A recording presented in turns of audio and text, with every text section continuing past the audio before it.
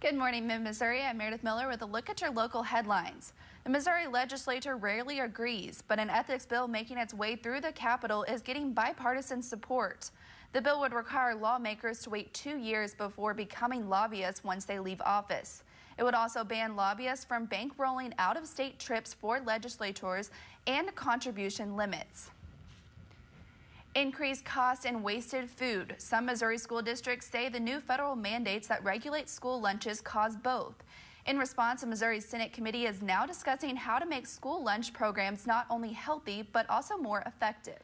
Beef prices are starting to drop after hitting record highs last year. An MU professor says prices could bottom out by this summer. Factors include increased cattle production and a West Coast labor dispute that's keeping beef from being exported to Asia. The family of the man who was tasered after a routine traffic stop is filing a lawsuit. Jamal Jones and his girlfriend Lisa Mahone in a federal lawsuit claim Harmon police used excessive force when they broke through the car window, sending broken glass onto Mahone's children. The family was rushing to see Mahone's dying grandmother when they pulled over. And bending under pressure, that's what some iPhone users are saying about the new iPhones. Images of bent or bending iPhones are flooding social media. It's being called Bentgate. Some people say the problem is that the latest version of the iPhone is too long and its anodized aluminum frame is too thin. Texting or calling without a hands-free device while you're driving could soon be a thing in the past. Missouri State Senate heard testimony about a bill that would make using your cell phone while driving illegal. Under current Missouri law, it's illegal to text and drive unless you're older than 21. After Tuesday's vote, the Columbia Fire Department is also back where it started, without enough firefighters to do the job.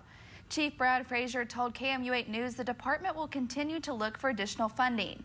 About 13% of the fire department's emergency response times are slower than the national recommendations. State leaders want to crack down on child sex trafficking crimes with a new bill. In a committee hearing yesterday, dozens testified in support of a bill to expand the crime. The bill would include the act of advertising or promoting sex with a child as a separate offense. Lawmakers say certain websites are notorious for sex trafficking. Online ads can generate $4 to $5 million a month in advertising. The war against the Islamic State is in full swing. This video showing destruction in the Iraqi city of Fallujah. Residents say the Iraqi Air Force launched an airstrike on the city, which is currently held by Islamic State militants. A hospital source says at least 13 people were killed and 23 were wounded. Pro-Russian separatists began removing destroyed Ukrainian military vehicles today in eastern Ukraine. Charred remains of tanks and trucks were scattered on the ground close to the Russian border, which has been the site of intense fighting this year.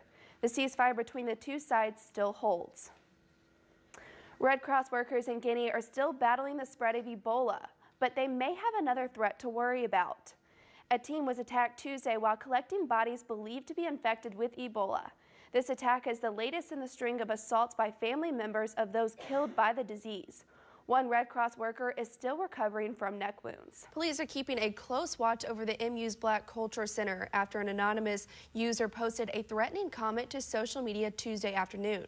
The comment was on Yik Yak, a phone app that lets users post anonymous comments that can be seen by other users in the area. The comments came in response to the MU rally against police brutality and the circumstances of Michael Brown's death. U.S.-led coalition airstrikes are helping Kurdish fighters as they battle for ISIS control of the northern Syria town of Kobani.